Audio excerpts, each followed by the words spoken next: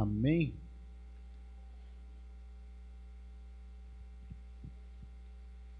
Nós estamos na nossa campanha Fortaleça a Sua Fé. Eu não sei se você esteve aqui nas últimas terça-feiras, mas tem sido bênção para as nossas vidas.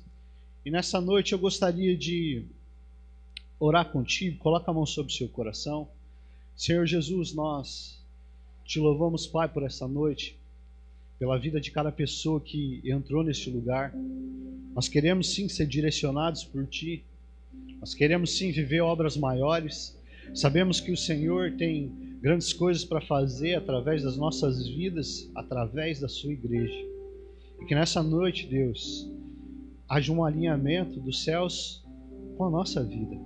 Aquilo que é eterno nos toque, nos transforme, nos direcione, para que cada um possa cumprir o seu propósito. Por isso eu te louvo grato, em nome de Jesus. Amém.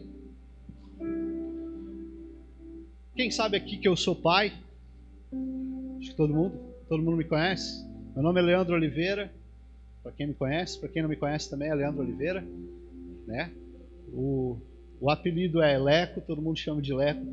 Eu sou pai do Vinícius, que está ali. Daqui a pouco pode ser que esteja por aqui, ou por ali, ou em outro lugar. E quando nós temos filhos, várias coisas a gente ganha, compartilha. Nós fazemos amizade com outros pais, e às vezes alguns pais estão alguns meses adiantados, então alguma roupa a gente já se troca, e isso é bênção, amém? Isso ajuda demais, não ajuda não? E várias coisas a gente ganha também, como também brinquedos. E o Vini ganhou alguns brinquedos, e dentro de alguns brinquedos tinha um brinquedo que não era para a idade dele, um brinquedo ali que ele não tinha entendimento para aquilo, um quebra-cabeça. Quem já montou um quebra-cabeça? Eu não sei você, mas quando eu vejo um quebra-cabeça eu já me sinto desafiado, né? Eu disse, deixa pro pai. Tava numa sacolinha ali, e ali eu comecei a montar, mas eu tenho maturidade para poder montar aquela tela, aquela imagem, enquanto o Vini, ele ainda não tem essa maturidade.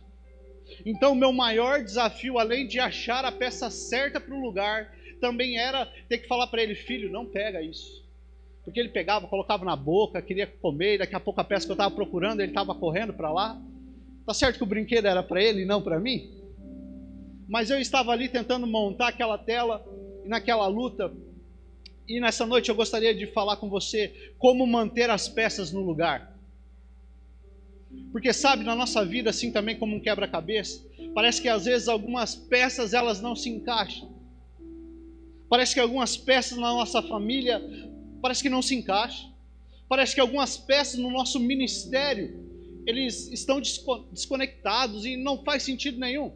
E montando aquele quebra-cabeça, tentando manter as peças no lugar, eu descobri outra coisa, de que não existia apenas uma imagem, existiam duas imagens, eram dois quebra-cabeças.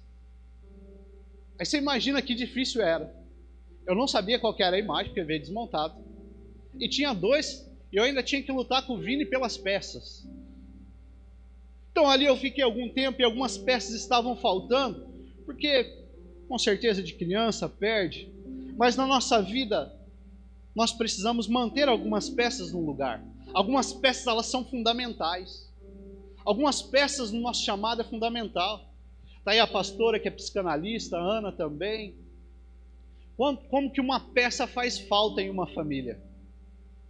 O quanto que um pai faz falta numa família, o quanto que uma mãe faz falta numa família, o quanto que um filho ali, entendendo o seu propósito, faz falta numa família. E às vezes está faltando alguma peça está fora do lugar. E nessa noite eu gostaria que você abrisse comigo a sua Bíblia, no livro de Mateus, capítulo 1, versículo de número 18.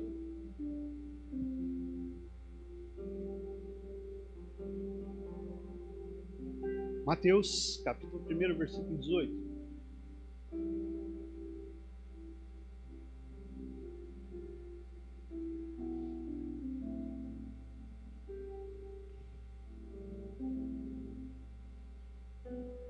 Vai nos contar sobre o nascimento de Jesus. O nascimento de Jesus Cristo foi assim. Maria, sua mãe, ia se casar com José. Mas antes do casamento, ela ficou grávida pelo Espírito Santo. José, com quem Maria ia casar, era um homem que sempre fazia o que era direito. Ele não queria difamar Maria e por isso resolveu desmanchar o contrato de casamento sem ninguém saber. Enquanto José estava pensando nisso, o anjo do Senhor apareceu-lhe num sonho e disse: José, descendente de Davi, não tenha medo de receber Maria como sua esposa, pois ela está grávida pelo Espírito Santo. Ela terá um menino e você porá nele o nome de Jesus, pois ele salvará o seu povo dos pecados deles. Tudo isso aconteceu para se cumprir o que o Senhor tinha dito por meio do profeta: a virgem ficará grávida e terá um filho que receberá o nome de Emanuel. Emanuel quer dizer Deus conosco. Quando José acordou, fez o que o anjo do Senhor havia mandado e casou-se com Maria. Jesus nasceu na cidade de Belém, na região da Judéia, quando Herodes era rei da terra de Israel. Amém? Só até aí. Nós vemos aqui um homem que na vida dele parecia que algumas peças estavam fora do lugar. José. José, ele tinha marcado o casamento com Maria. E o casamento é algo muito bem planejado.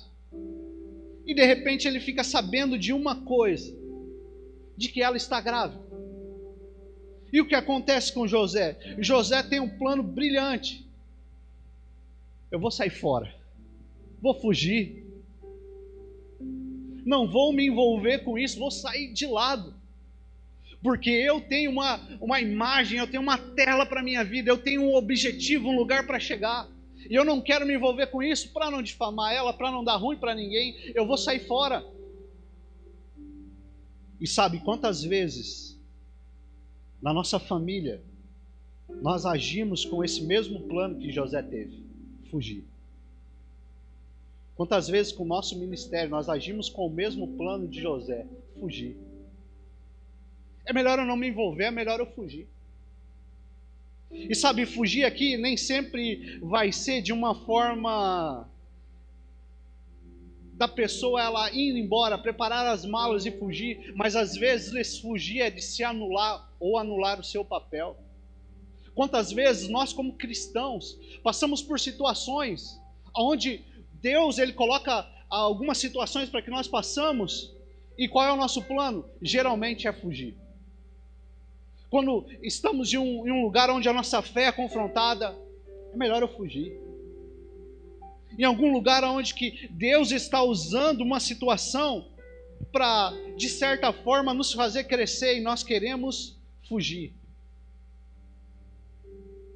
E sabe, para manter algumas peças num lugar, eu preciso enfrentar algumas realidades.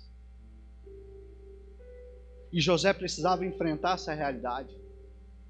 Para manter algumas peças no lugar, ele precisava lutar contra o seu próprio egoísmo. Porque qual é o problema desse começo de história? O problema é que ele tinha um plano. E ele estava preocupado também com a sua imagem, com o seu egoísmo. Não está do jeito que eu quero, quer saber, eu vou pular fora. E sabe quantas vezes nós damos boas desculpas, mas na verdade o problema é o nosso egoísmo. José queria uma coisa, manter a aparência. E manter a aparência é como você querer esconder algo cobrindo com palha. Mais cedo ou mais tarde, a verdade vai aparecer. Por isso nós não podemos viver de aparência e não deixar que o egoísmo nos roube do propósito. Eu e você, sentados aqui hoje, com uma tela que estava disponível para José, ser pai de Jesus Cristo, o Salvador. É um grande plano, não é? Mas para ele parecia loucura. Sabe, às vezes nós olhamos o nosso propósito em Deus e pensamos igual José, é melhor eu fugir, porque isso parece loucura. Enquanto Deus ele está nos chamando para viver coisas maiores. Mas para manter as peças no lugar, número 2, eu preciso focar no que virá e não no que passou. Quantas pessoas elas estão focadas apenas no que passou, apenas no problema ali, e não estão focadas naquilo que virá. Por isso o apóstolo Paulo nos diz, né? Por isso eu prossigo para o alvo, deixando as coisas que para trás ficam, eu prossigo para o alvo. E nós temos um alvo à nossa frente. José precisava seguir em frente e não ficar olhando ali por aquele momento, por aquela situação. E o que aconteceu aqui? O próprio Deus teve que chegar nele e falar: cara, fica tranquilo, esse projeto é meu. E sabe quantas vezes o próprio Senhor nos aparece e começa a colocar em nosso coração a convicção de que nós precisamos olhar para frente, que nós precisamos lutar pela nossa família. Amém? Todo mundo tem família aí? Diz que família é igual carro, né? Tem uns que não tem e sente muita falta, faz muita falta. Cada um é de um modelo. Tem uns que são mais difíceis do que outros, uns são mais tecnológicos do que outros. Mas sabe, nós não podemos ficar remoendo situações do passado, porque você decide quais são os conflitos que você vai enfrentar.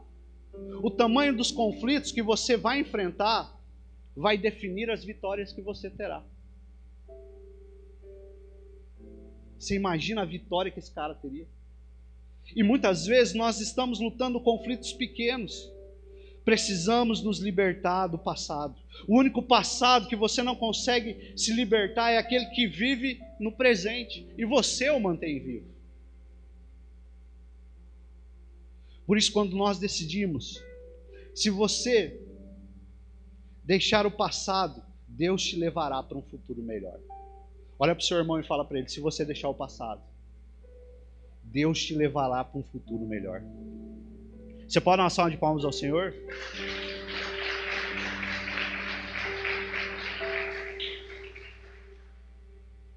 Quantas pessoas desanimam no ministério porque elas têm dificuldade de deixar o passado.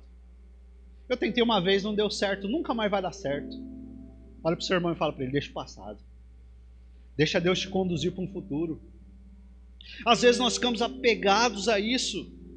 E Deus tem coisas grandes para fazer na nossa vida. Mas para isso nós precisamos nos desprender daquilo que está nos mantendo no nosso passado. E aqui José, ele teve que largar a sua preocupação com aquela gravidez e focar naquilo que os céus estavam falando para ele. Porque para manter algumas peças no lugar, eu vou precisar focar no que virá e não no que passou. Para manter as peças no lugar, eu vou precisar definir a minha vida e quais são os valores que regem a minha vida. Quais são as leis que regem a minha vida? Se são as leis do mundo ou as leis de Deus. Aqui, José está nesse paradoxo. Ele poderia ficar focado somente naquilo que a sociedade falaria sobre ele, mas o lar dele estava com a sua base em um reino muito maior. A vida dele estava embasada no reino de Deus e na voz de Deus. Quais são os valores que gerem a sua vida? Quais são os valores que regem o seu lar, a sua casa? Se for os valores do reino de Deus, eu te garanto que as coisas vão dar certo. Eu te garanto que as peças vão começar a se encaixar no lugar. E algumas peças que talvez estejam faltando na nossa vida é a confiança. Porque a principal coisa que José havia perdido ali era a confiança. E sabe o que acontece? Porque hoje nós como igreja vivemos um desafio muito grande. Nós pregamos para pessoas que já conheceram Jesus, ou pelo menos dizem que já conheceram, e tiveram uma experiência com a igreja e se frustraram, perderam a sua confiança.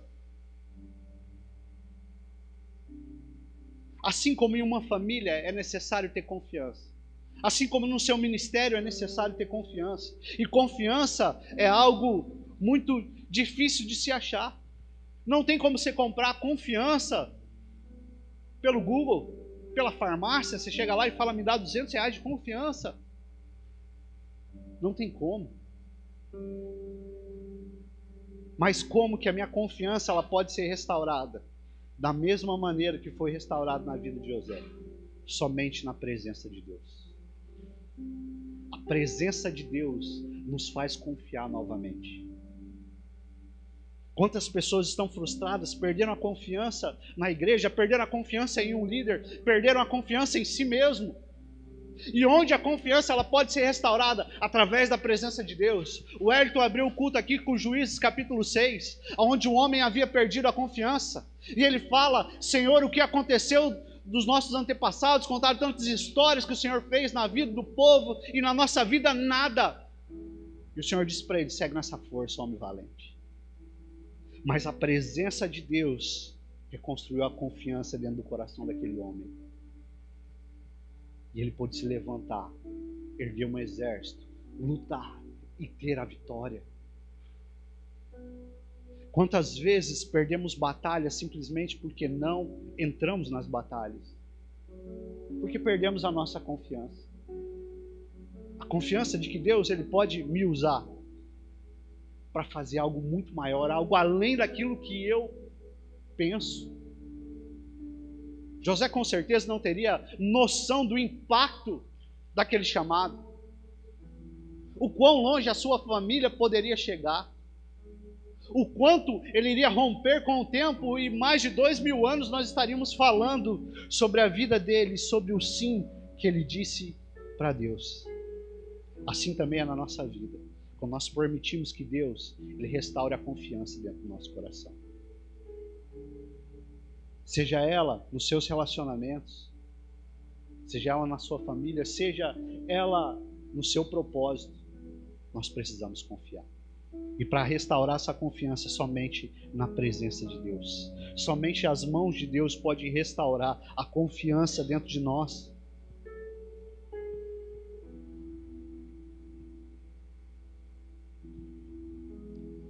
E sabe, toda vez que nós saímos de uma zona de conforto, nós entramos em uma zona de conflito.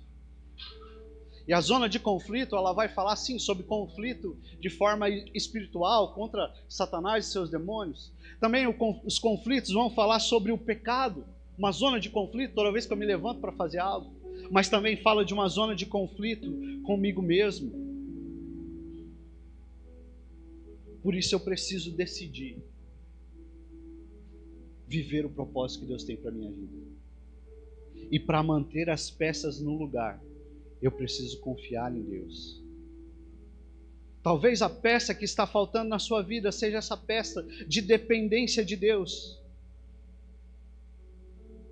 Todos nós precisamos depender de Deus. Todos nós, em um momento na nossa vida, na nossa história, no nosso chamado, vai chegar numa situação onde a nossa força não é o suficiente para fazer. Somente a mão do Senhor é suficiente para fazer. E é aí que nós vamos ver se nós realmente dependemos de Deus ou se dependemos de resultados. Porque quando as situações difíceis chegar contra a nossa vida, nós vamos descobrir realmente quem está na nossa festa. Lá em João, no capítulo 2, vai falar sobre o primeiro milagre de Jesus. Ele vai dizer que o primeiro milagre foi em Caná. E Jesus ele poderia aparecer em vários lugares. E até tenho algumas opiniões minhas, alguns pensamentos onde Jesus poderia aparecer. Seria muito interessante se Jesus aparecesse num velório, não é não? E o primeiro milagre fosse levantando um morto. Esse é um negócio que ia impactar muita gente. O primeiro milagre de Jesus poderia ser algo tão extraordinário, mas ele aparece num lugar onde a alegria parece ser completa. Porque o casamento é um lugar onde tudo ali parece lindo, não é não? Os casados aí são felizes ou não? Pelo amor de Deus. Melhora esse amém. Amém, né? Não, vamos lá. Alegria nesse casamento. Mas o casamento é um lugar de felicidade, mas também é um lugar de desafio, não é não, casados? Olha para o seu irmão e fala: não é hora de desabafar agora. Segura a onda. E sabe, Jesus aparece ali, porque em um lugar onde tudo é planejado, em um casamento as coisas não aparecem do nada. Sabe quando você chega no casamento e tem uma flor em cima da mesa? Aquela flor não brotou ali. Ela foi escolhida, paga, selecionada. A noiva teve que escolher umas 100 vezes a mesma flor. Escolheu a toalha da mesa, escolheu tudo. em um lugar onde tudo humanamente era planejado, de repente o vinho acaba, nos mostrando que toda festa tem uma hora para acabar. Olha para o seu irmão e fala: toda festa tem uma hora para acabar. Talvez hoje você esteja vivendo uma festa da sua saúde, mas uma hora essa festa vai acabar, nós vamos morrer. Está amarrado em nome de Jesus? Não, chega uma hora que nós vamos ter que morrer, não vamos não? A alegria de conquistar algo uma hora acaba.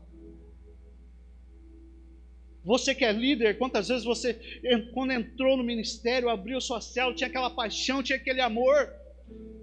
Deixa eu te falar, parece que chega uma hora que o vinho acaba, não parece não?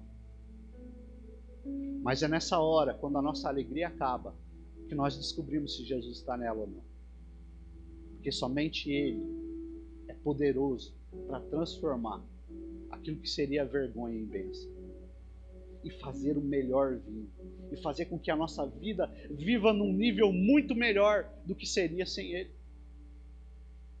Porque para manter as peças no lugar e para montar o propósito de Deus, eu preciso escolher depender de Deus. Enquanto o louvor sobe, eu gostaria de finalizar que talvez uma das peças que nós precisamos para manter as coisas no lugar, ou para manter as peças no lugar, é saber diferenciar o que é compromisso de comprometimento. Fala comigo: compromisso. Comprometimento. Compromisso tem a ver com uma agenda. Comprometimento tem a ver com uma entrega. Você pode ter um compromisso de estar numa igreja, ou você pode ter o comprometimento de estar numa igreja. Você pode ter um compromisso de ir para o seu trabalho, ou você pode ter o comprometimento de estar no seu trabalho, ser aquele que dá o seu melhor. Você pode ter um compromisso de estar na sua família, mas você pode estar comprometido com a sua família, e lá você dá o seu melhor, e lá você fazer a diferença. Para manter algumas peças no lugar, eu preciso me comprometer. Não é apenas algo na minha agenda, eu preciso estar ali com todas as minhas forças. E foi isso que Deus estava convidando aquele homem José para fazer. O plano que Deus tinha para a vida dele era incrível, mas exigia muito mais do que apenas um casamento marcado. Exigiria um compromisso de cuidar de uma família. E sabe, toda peça faz a diferença. A sua vida é uma peça na mão de Deus, e ela faz muita diferença.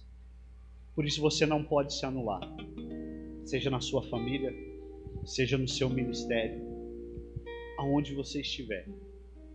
Você precisa estar ali com comprometimento,